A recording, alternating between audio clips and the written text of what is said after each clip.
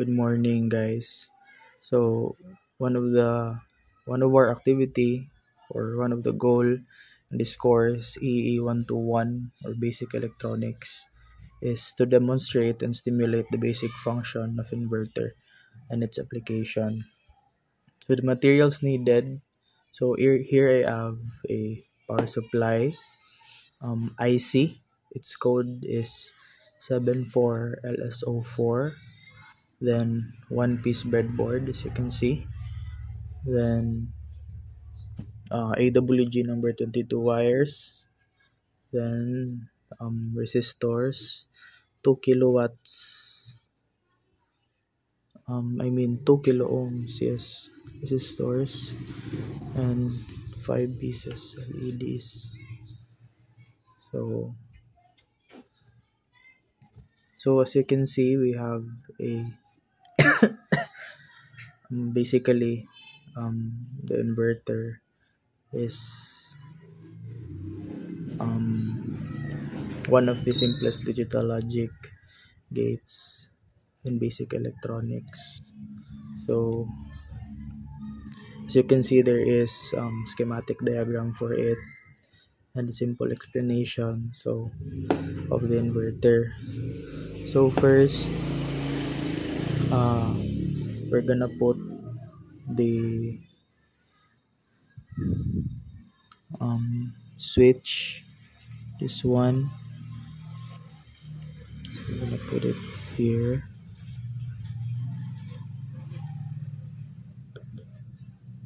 Here, as you can see. Then next is the IC. We're gonna place it here.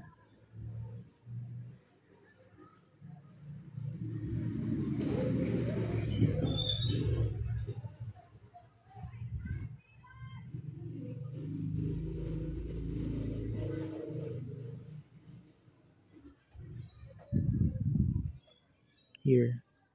Sorry guys. Yeah. Nako siya matunong narong no sa angle mo gud. Para makita po ninyo. So, bitaw guys, sorry sa background noise kay at bang eskwelahan medyo saba gyud mga sakyanan and students na magawas-gawas. So again, after nato pagbutang sa IC is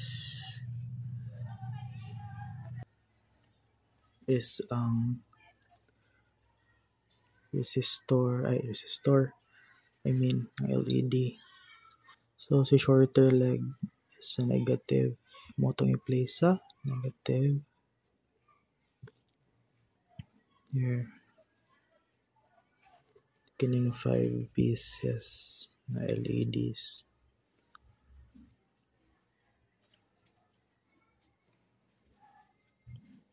Sorry guys, medyo kurog yun akong kamot.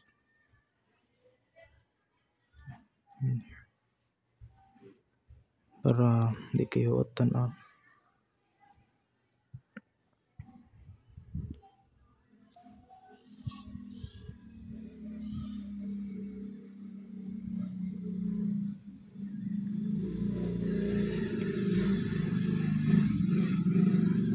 Maybe.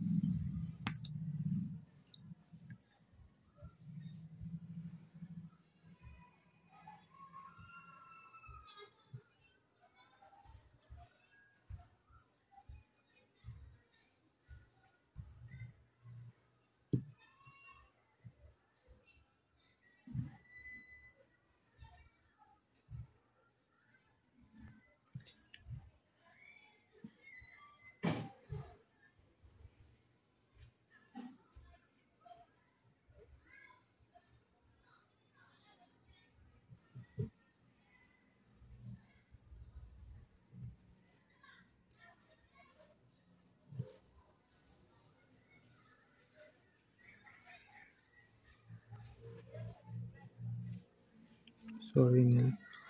Papo ng kuan guys. Para limpitan ang format.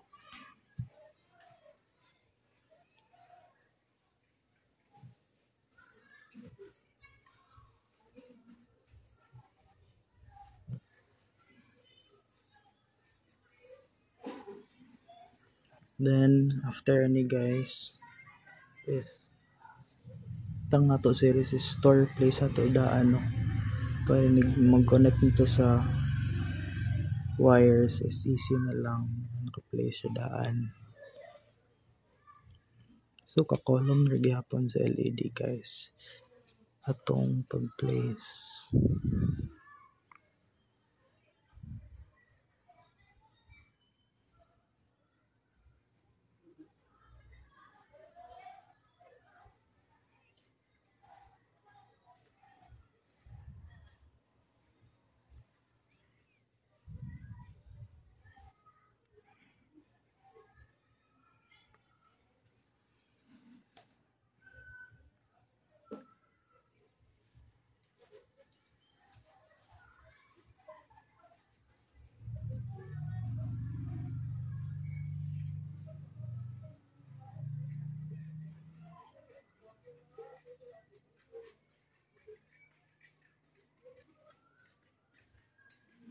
Sorry guys kay tiwi og legs akong resistor. Pati na ko siya ma-bend og maayo.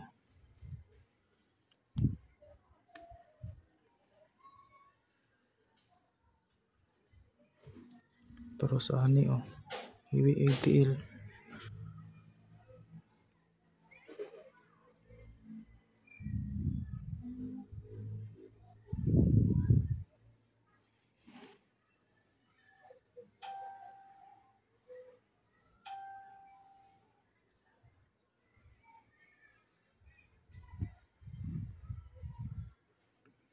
Last one.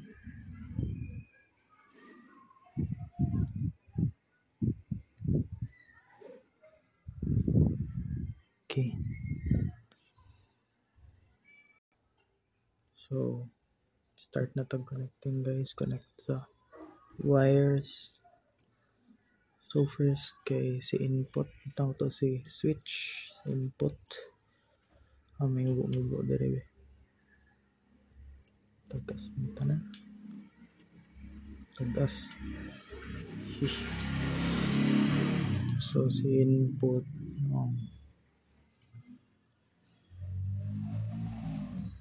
As you can see. There's a positive here. Then,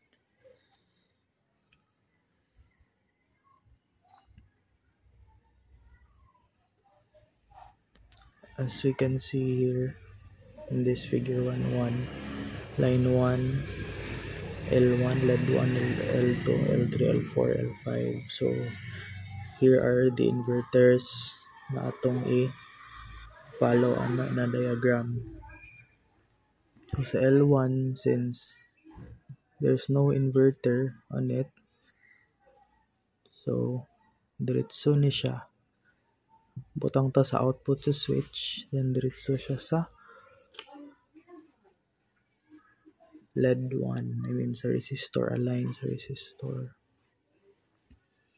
So, dili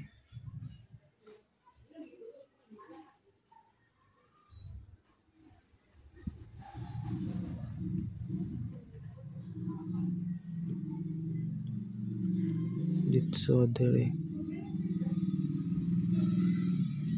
there. Then there is a L2. We have one inverter. So,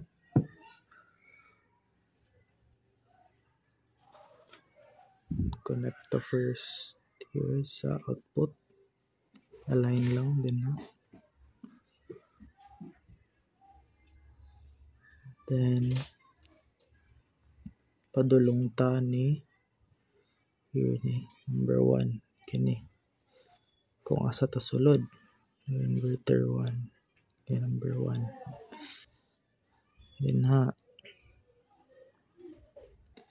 Then 1 ta in, so sa 2 tagawas. So si 2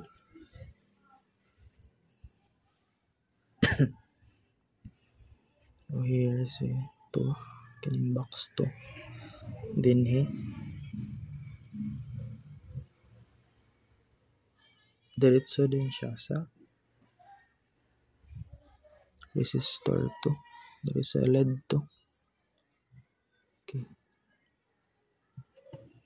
As you can see.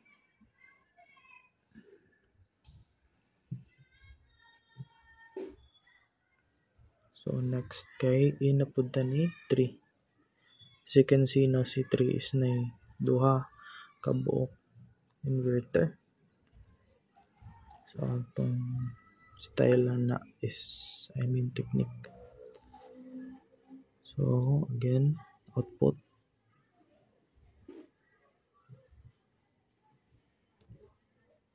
Then ita sa third box in. Then connect na punta para ni 4 or 5. 4 and 5. Guys, okay. Matanggol mo ng wires. So, ba ipansak. Shut up. 4 and 5. Right there.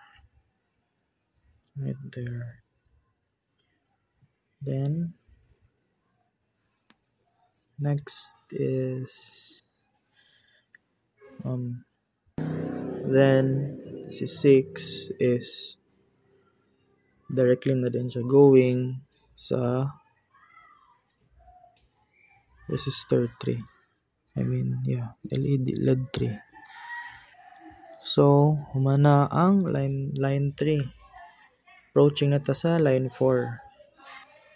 So, si line 4, same ra siya gihapon ni line 3, no? O pattern. It's just that si line 5 is ni connection ni line 4. No? So, di na siya muagi ni output. So, since si 7 is ground man, si 7, diretso na to siya connect sa negative sa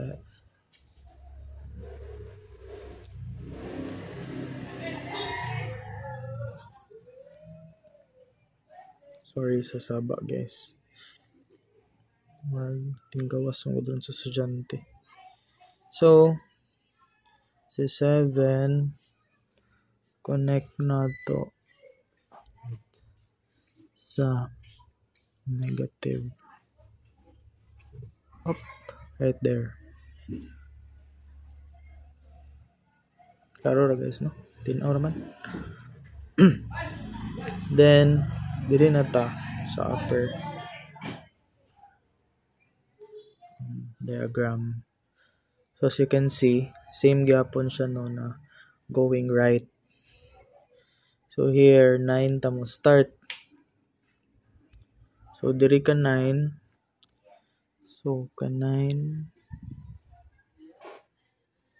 again sa output. Then sa 9th na slot ta sulod kay rightward ng gyapon ang direction. Tanggay sa kay lisod ni pansak up here sa output. Then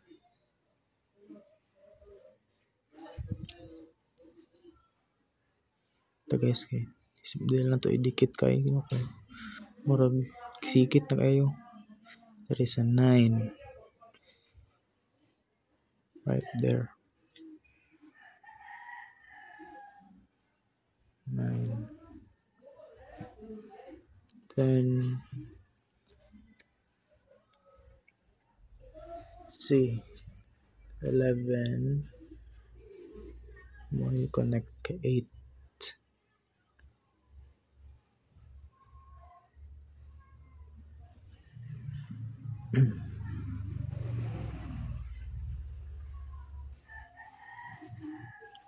Right there.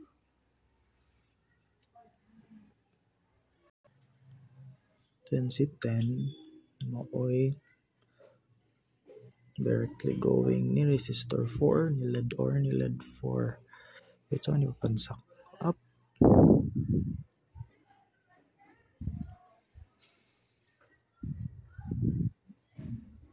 Sigo ba? Nasangit.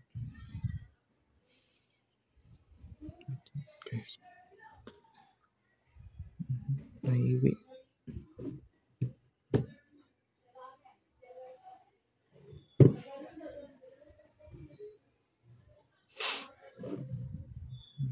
Basta na to biking naluod siya guys. So dere.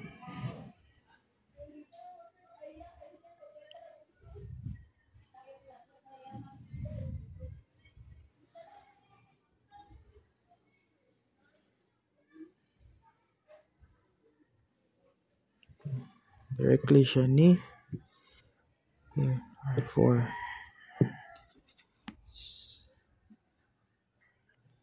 Then sa 13th slot guys, in taka 13, going siya ka 10.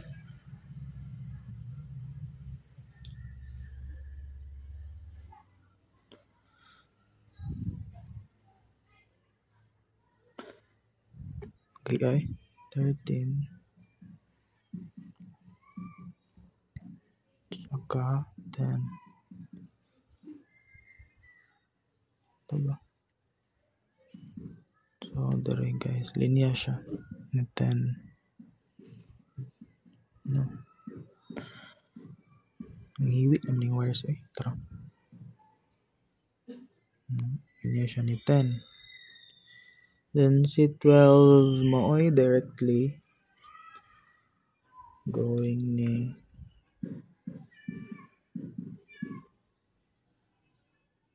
resistor 5 guys, or ni LED 5. Sigop ka ni Dre. Kule.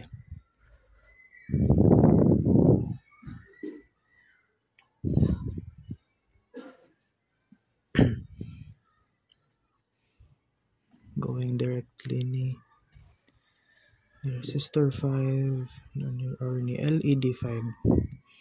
So itong nabilin guys, you can see kini mo nitong source si 14. So kana si 14 going na siya ni positive charge. Okay.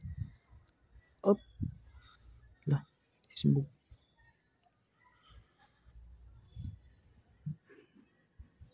Okay. Ni positive na. Then ha.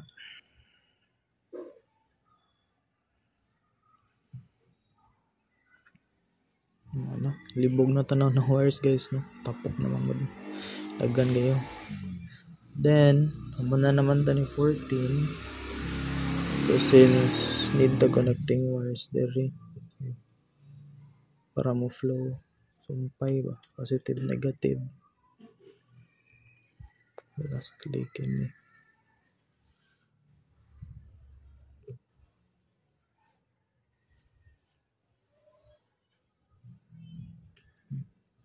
Okay. Then, negative, negative. Then, positive, positive. It's just like that.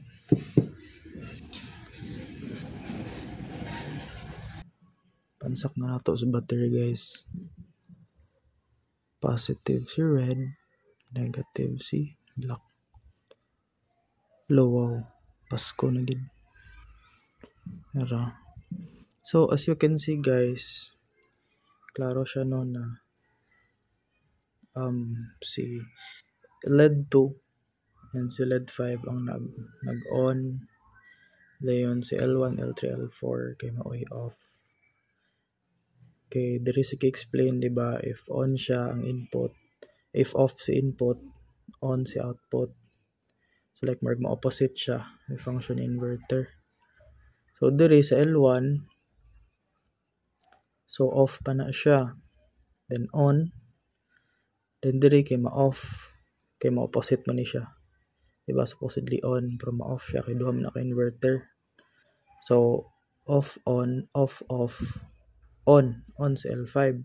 And as you can see here, sa pa na ko gi tuplok si switch, naka-on ni siya si L2 ug L5. Then so as I press switch, si L1, L3, L4 ang mag-on. Ma-off sa L2 o L5, diba? As you can see. No? Pasko. Pasko.